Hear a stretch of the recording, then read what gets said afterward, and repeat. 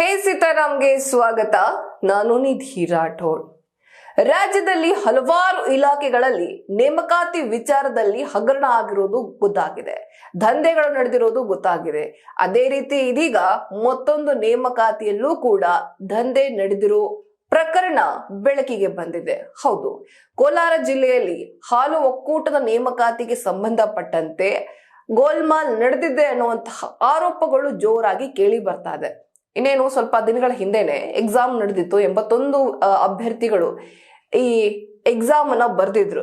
ಇದೀಗ ಅವರ ಪೈಕಿ ಇಂಥವರೇ ಅಭ್ಯರ್ಥಿಗಳಾಗ್ತಾರೆ ಅಂತ ಹೇಳಿ ಸಂಭವನೀಯ ಅಭ್ಯರ್ಥಿಗಳ ಪಟ್ಟಿಯನ್ನ ಬಿಡುಗಡೆ ಮಾಡಿದ್ದು ಅದು ಜಾಲತಾಣಗಳಲ್ಲಿ ಸಿಕ್ಕಾಪಟ್ಟೆ ಹರಿದಾಡ್ತಾ ಇದೆ.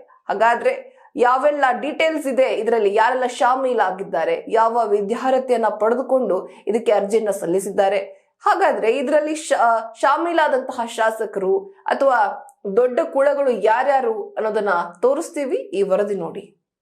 ಪಿಎಸ್ಐ ನೇಮಕಾತಿ, ಶಿಕ್ಷಕರ ನೇಮಕಾತಿ ಸೇರಿದಂತೆ ಕೆಲವೊಂದು ಇಲಾಖೆಗಳಲ್ಲಿನ ನೇಮಕಾತಿಯಲ್ಲಿ ಭಾರೀ ಅಕ್ರಮಗಳು ನಡೆದಿದ್ದು ಬಯಲಿಗೆ ಬಂದಂತೆ ಇದೀಗ ಕೋಲಾರ ಹಾಲು ಒಕ್ಕೂಟದ ನೇಮಕಾತಿಯಲ್ಲೂ ಕೂಡ ನಡೆದಂತಹ ದಂಧೆ ವಿಚಾರವು ಬಯಲಾಗಿದೆ.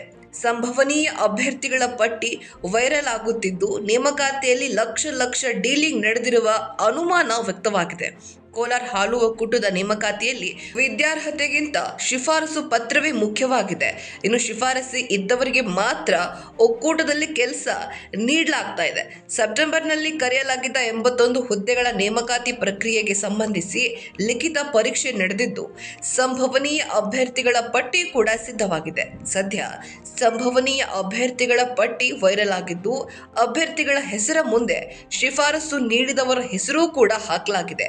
ಒಕ್ಕೂಟದ ನಿರ್ದೇಶಕರು ಸೇರಿ ಡಿಸಿಎಂ ಡಿಕೆ ಶಿವಕುಮಾರ್ ಹಾಗೂ ಶಾಸಕರುಗಳ ಹೆಸರುಗಳು ಪತ್ತೆಯಾಗಿವೆ.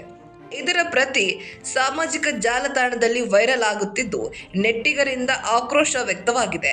ಕೋಲಾರ ಹಾಲು ಒಕ್ಕೂಟದಲ್ಲಿ 81 ಹುದ್ದೆಗಳ ನೇಮಕಾತಿಗೆ ಸಂಬಂಧಿಸಿದಂತೆ 2 ದಿನದಲ್ಲಿ ನೇಮಕಾತಿ ಪ್ರಕ್ರಿಯೆ ಅಂತಿಮ ಪಟ್ಟಿ ಹೊರಬೀಳುವ ಸಾಧ್ಯತೆ ಇದೆ. ಇದಕ್ಕೂ ಮುನ್ನ ನೇಮಕಾತಿ ಪಟ್ಟಿ ಸಾಮಾಜಿಕ ಜಾಲತಾಣಗಳಲ್ಲಿ ಹರಿದಾಡ್ತಾ ಇದ್ದು ಬರೋಬ್ಬರಿ 40 ಕೋಟಿ ರೂಪಾಯಿ ಸಂಗ್ರಹ ಮಾಡಲಾಗಿದೆ ಎಂದು ಬೆಳಕಿಗೆ ಬಂದಿದೆ.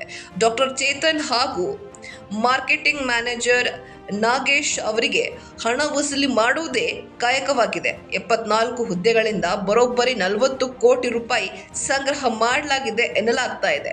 ಈ ವ್ಯವಹಾರಗಳಿಂದ ಕೆಲವು ಶಾಸಕರು ಮಾತ್ರ ದೂರ ಉಳಿದಿದ್ದಾರೆ ಎಂದು ಮೂಲಗಳಿಂದ ಮಾಹಿತಿ ತಿಳಿದು ಬಂದಿದೆ. ಇದಾಗಿತ್ತು ಈ ಹೊತ್ತಿನ ವಿಶೇಷ ಸುದ್ದಿ. ಮತ್ತಷ್ಟು ಸುದ್ದಿಗಳಿಗಾಗಿ ನೋಡ್ತಾ ಇರಿ ಹೇ ಸೀತಾರಾಮ್. ಇದು ಸತ್ಯದ ಕೈಗನ್ನಡಿ.